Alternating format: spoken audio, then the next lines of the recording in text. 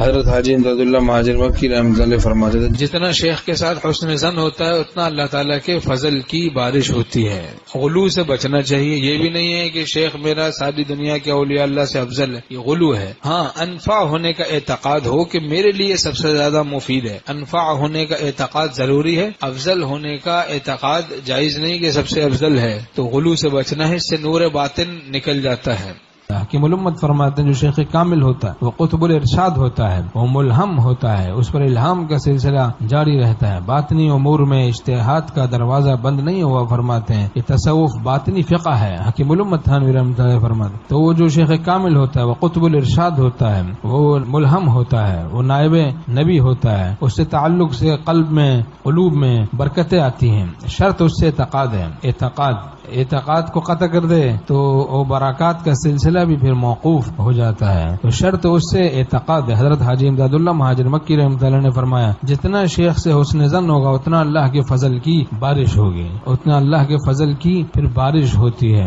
واقعی اگر کسی شیخ کامل سے دلی تعلق ہو ضرور بے ضرور اللہ تعالیٰ کے تعلق میں ترقی ہوتی جاتی ہے. آپ صلی اللہ علیہ وسلم کے ساتھ تعلق میں، محبت میں، عشق میں ترقی ہوتی جاتی ہے. خواجہ صاحب رحمۃ اللہ فرماتے ہیں حکیم الامت تھانوی رحمۃ اللہ کی صحبت سے کیا ہوا؟ فرماتے ہیں تو نے مجھ کو کیا سے کیا شوق فراواں کر دیا. پہلے جاں پھر جانے جاں پھر جانے جانا کر دیا. پہلے اللہ کے راستے میں بندہ چلتا ہے، اس کو مال دیتے ہوئے بھی جان نکلتی ہے. اللہ کے راستے میں مشکل سے نان دیتا ہے، نان مشکل سے یعنی مال دیتا ہے، نان دیتا ہے. پھر ایک وقت آتا ہے کہ جان دینا بھی مزیدار ہو جاتا ہے. ہمارے اطوال رحمۃ اللہ نے فرمایا جب صحیح نسبت پیدا ہو جاتی ہے شیخ سے جیسی ہونی چاہیے تو نسبت مع اللہ عطا ہو جاتی، اللہ کی نسبت اور تعلق اور ولایت عطا ہو جاتی. تو ادب اس کا سبب ہوتا ہے نا، تواضع، اور ادب کا سبب تواضع ہے. من تواضع للہ رفعہ اللہ، جو تواضع اختیار کرتا ہے اللہ اس کو رفعت بلندی عطا کرتا ہے. ومن تکبر وضعہ اللہ، جو تکبر اختیار کرتا ہے اللہ اس کو ذلیل و رسوا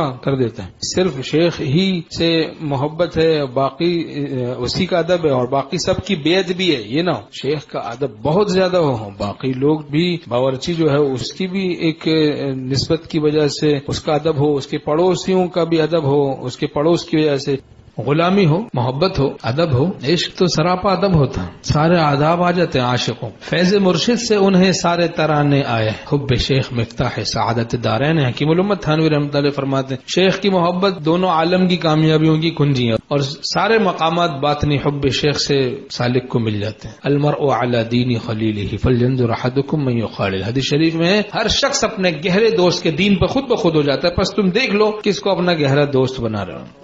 حضرت حکیم الامت تھانوی رحمۃ اللہ نے فرمایا سب سے زیادہ جس بات کا مجھ کو خیال رہتا خانقاہ میں رہتے ہوئے حضرت حاجی امداد اللہ مہاجر مکی رحمۃ اللہ کے ساتھ رہتے ہوئے وہ یہ کہ حاجی صاحب رحمۃ اللہ کے قلب پاک میں میرے لیے کوئی قدورت نہ آنے پائے. بہت سی باتیں جو میرے مزاج کے خلاف ہوتی لیکن چونکہ وہ شریعت کے خلاف نہیں ہوتی میں اس میں خوشی شرکت کرتا تھا کہ حاجی صاحب کے قلب پاک میں قدورت نہ آئے. وہ فرماتے تھے کہ خانقاہ میں رہتے ہوئے اس بات کا سب سے زیادہ خیال رہنا چاہیے کہ شیخ کے قلب میں کوئی قدورت نہ آئے، کیونکہ نسبت اسی سے منتقل ہوتی، قلب شیخ سے نسبت منتقل ہوتی ہے. تو اعتراض اور اعتقاد دونوں چیزیں جمع نہیں ہوتی.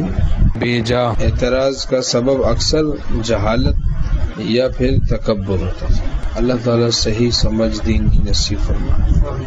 تکبر جیسے خطرناک مرض سے نجات ہم سب کو نصیب فرمائے.